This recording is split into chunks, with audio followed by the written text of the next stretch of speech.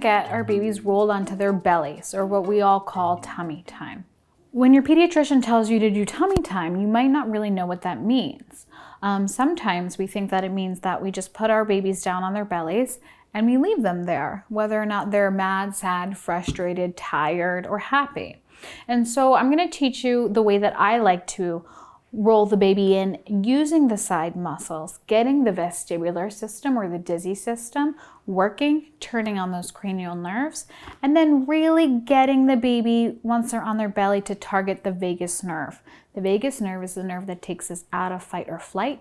It also controls the smooth muscles, which means it is the controller of your intestines and your gas and your throat. And so we want that vagus nerve to be really firing nice and hard and nice and steady.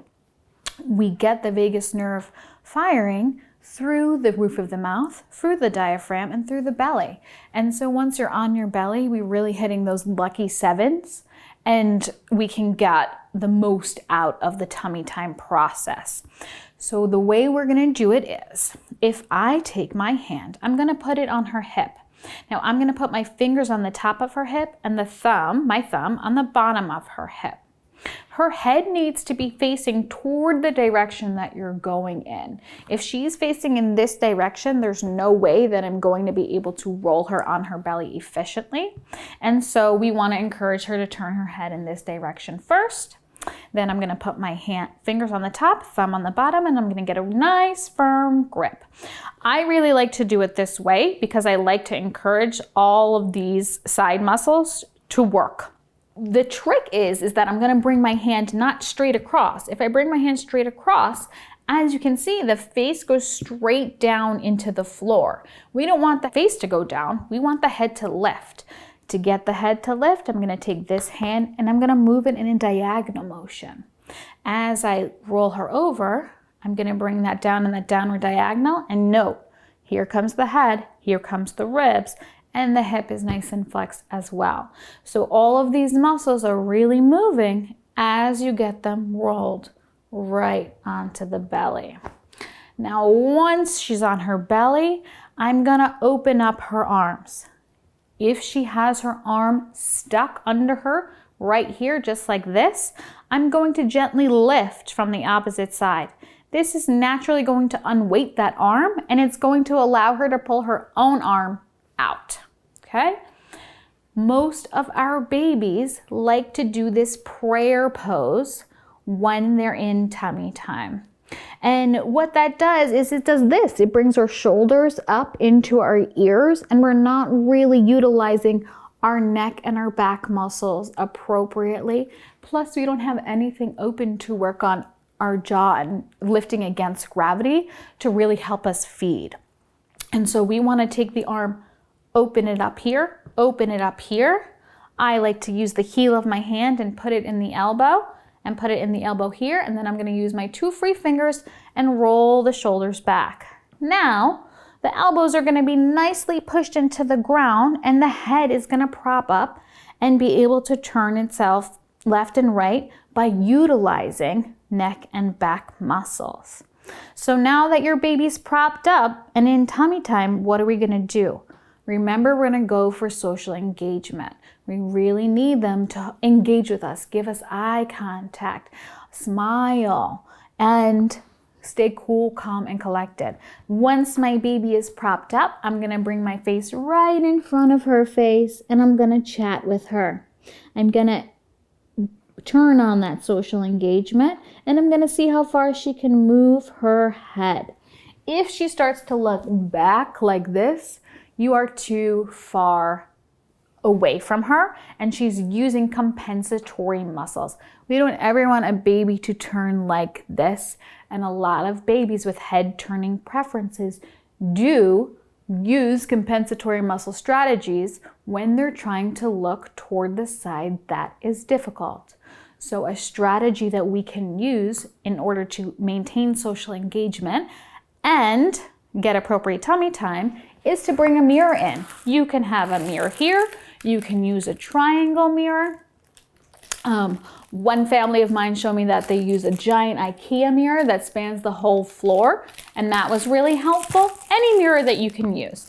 So basically, if your mirror is propped up like this, you can keep your baby's elbows into the ground apart, and you can engage and socialize with them by looking through the mirror. And that way you can have both of your hands on board. They make tons of triangle propped up mirrors that you can use. And a lot of tummy time mats also come with mirrors as well. I really like this one just because it has a crinkle effect. So it turns the baby towards it, and then they notice me and can engage. So now my fingers are in the right place, and I can look through the mirror and baby can see me, and we can engage with each other all while you are still behind them. And that way you don't ask them to turn their head too much and use compensatory movements. Once your baby gets tired, we are going to roll them out of tummy time. What that looks like is I'm going to bring the arm up and a little bit underneath, and I'm going to do the opposite that way that I got them in. So I'm going to bring her head up first, and then I'm going to roll her over. What we don't want to do is just come over and roll her straight back, because what's going to happen is their heads are going to come pop up just like it did to come in. And now she's going to be flying in the air, and then she's going to drop her head down. That can be very scary for babies, and then they might not want to do that again. And it's a big vestibular or dizzy system turn on. So we don't want to do it that quickly. You want to bring the head up to the ground and then roll her right onto her back. We're going to sit her up, pick her up, and then we're going to do a lap around the room. That way she can stay cool, calm, and collected the whole time, and we haven't sent her up into fight or flight. If our baby gets super anxious while they're in tummy time, you're sort of doing the exact opposite of what we want to accomplish when we're in tummy time. And so by keeping your baby cool, calm, and collected, they'll have remembered what they were doing. They'll have worked on their muscles, and they'll have worked on their nervous system. And if we do all of that, the tummy time will get exponentially longer and longer and longer. So short 1 to 2 minute bursts can really do you well for tummy time.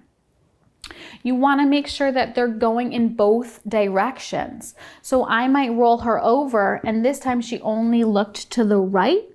I'm going to again try to use my maternal auditory reflex and talk to her on the other side and see if she can get turned toward me on the other side. Or look through my mirror and see if she can meet me and turn her head to the other side as well. If you have a head turning preference, we can't assume that they're going to be able to turn their head to the non-preferred side a whole lot. So a little bit goes a long way. If she turns her head only 45 degrees to engage with me through the mirror, I should be okay with that, because over time, that engagement and not stressing compensatory movements will lead to turning more and longer periods, turning more and longer periods, turning more and longer periods, rather than trying to accomplish everything in one go. So again, she's turned her head. We're going to tuck her arm over. We're going to roll her arm up, and we're going to roll her back onto her back. I'm going to sit her up. I'm going to pick her up, and I'm going to do a lap. If we have gone into a point of being tired or anxious or fight or flight, during your lap, you can give her a little bit of calming movement medicine. In yoga, they call it like a baby chair, but essentially what you do is you're going to turn them facing out. I'm going to let her legs dangle over my arm. I can put my hand on her chest, and I can do some squats. I am using the movement to calm her down until she's calm.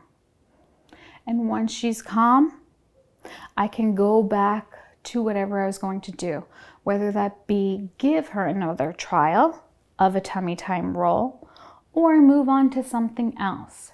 But as soon as she's calm, I'm going to stop giving her that movement.